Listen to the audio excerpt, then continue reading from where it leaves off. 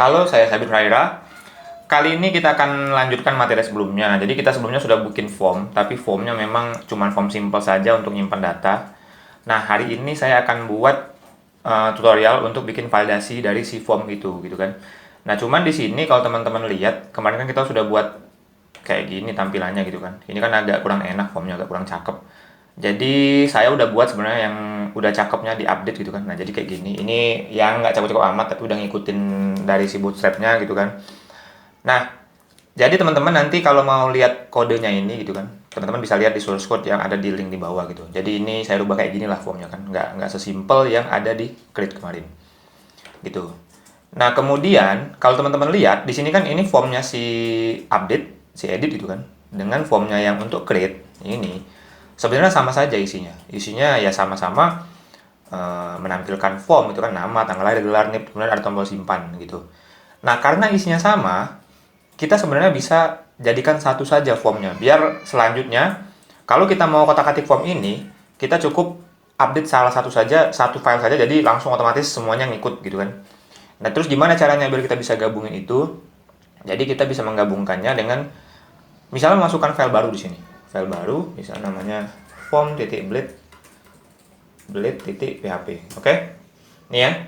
Nah, kemudian isinya form ini saya ambil dari formnya ini, form daftar form yang nama segala macam sampai tombol submit gini ya. Nah, kayak gini. Oke? Kemudian saya taruh di sini. Nah, ini ya. Ini saya beresin dulu dikit. Nah, ini seperti ini. Kemudian biar di sini bisa dikonsumsi, yang tampilan si form ini kita bisa masukkan include ini kan. Ini bawaan dari si blade-nya kayak gini. Kemudian di sini pakai pegawai titik form gini. Oke ya. Ini include-nya. Sehingga ini juga bisa akan kita terapkan di ke form create-nya. Nah ini. Ini kita hapus yang bagian sini, kita ganti juga dengan include form tadi. Ini ya. Nah, yang terjadi adalah ketika kita sudah edit, di sini akan ya sama saja gini. Dan kalau di tombol tambahnya juga berubah menjadi gini. Jadi lebih rapi. Sehingga ke depan kalau kita mau edit salah satu, misalnya saya mau ganti nih, oh namanya saya gantilah labelnya pakai nama lengkap gitu kan. Jadi saya cukup editnya di sini saja gitu, di form ini aja gitu kan. Misalnya ini nama lengkap saya ganti. Ini ya. Jadi dia akan otomatis terupdate baik di tombol di form create-nya maupun di form si update. Oke? Ini ya. Nah, itu untuk si ini siapa si isian formnya. Nah, kemudian kita sebenarnya punya masalah di sini. Jadi misalnya saya klik tambah gini kan. Saya kosongin semuanya dan saya klik simpan. Dia akan error. Gitu. Kenapa error? Karena memang beberapa isian nggak boleh kosong di tabel database-nya gitu, kayak nama segala macam nggak boleh kosong. Padahal faktanya di sini kita masukkan kosong. Nah, bagaimana biar kita nggak error ketika kita klik simpan dan ketika validasinya salah kita klik simpan, dia maksudnya mengeluarkan error gitu kan, bukan mengeluarkan error yang benar-benar error kayak tadi gitu kan, itu kan error kode yang tadi kan. Nah, jadi untuk teman-teman ketahui, jadi filosofinya adalah ini ya, ini tabel pegawai gitu ya. Kalau teman-teman lihat di sini, public function store ini contohnya salah satu function untuk penyimpanan data baru gitu.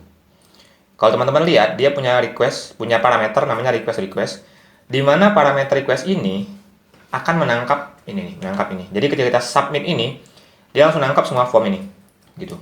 Oke? Kemudian yang hasil yang sudah ditangkapnya tadi itu baru kita gunakan di sini untuk nyimpan. Gitu ya.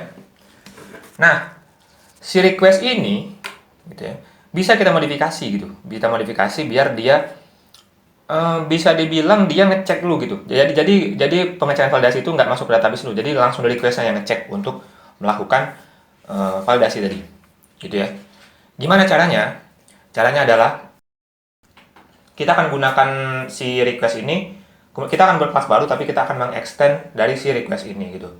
Caranya adalah yang pertama kita harus buat fungsi request. Jadi kalau kemarin teman-teman belajar MVC, model view controller, sebenarnya ada tambahan lagi yang digunakan secara opsional untuk validasi untuk modifikasi request, yaitu form request. Jadi itu bisa kita buat melalui command di sini menggunakan php artisan make. Yang di make siapa? Yang di make adalah si request. Ini ya. Nama requestnya misalnya adalah pegawai request. Nih ya, namanya pakai request ujungnya. Kalau model biasa Kalau kontrol pakai kontrol ujungnya, kalau request kita pakai pegawai request. Nah, kalau teman-teman lihat setelah kita create di sini di app http gini ya, ada nambah lagi satu folder namanya request. Nah, ini isinya pegawai request. Nah, ini ya. Kalau teman-teman lihat di sini, kelas pegawai request ini akan mengextend form request. Ini form request ini baratnya bawaan lah dari si requestnya gitu kan, yang biasa nggak divalidasi apa-apa. Kemudian kalau lihat di sini ada dua buah function di sini. Yang pertama authorize. Authorize ini diberlakukan kalau model ini cuma bisa diakses oleh orang yang sudah terautorisasi. Jadi ini saya komenkan saja gitu kan, atau bisa dihapus karena emang nggak mau saya pakai untuk di pegawai, karena si pegawai ini bisa di entry oleh siapapun, baik yang login maupun yang belum login gitu ya. Nah, kemudian di sini ada function rules. Nah, disinilah kita melakukan setting untuk si validasinya tadi. Oke? Nah, gimana untuk validasinya?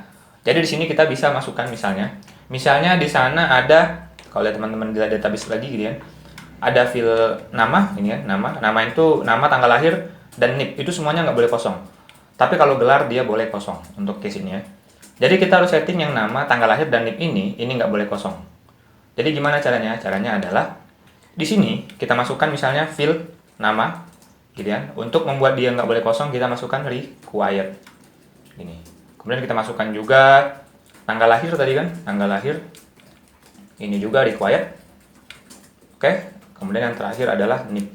Ini juga required, artinya nggak boleh kosong. Oh sorry. Nah ini ya, oke. Kemudian jangan lupa kalau di sini kita pakai request, biar dia bisa divalidasi sesuai pegawai request. Di sini juga kita gunakan pegawai request. Dan jangan lupa setiap kita menggunakan fungsi lain menggunakan kelas lain dari namespace yang berbeda, di sini jangan lupa teman-teman definisikan di sini. Jadi ini pegawai request dan namespace-nya adalah nih app http request. Ya, jadi di sini http oke, request sesuai nama foldernya ini ya sebenarnya. Ini ya.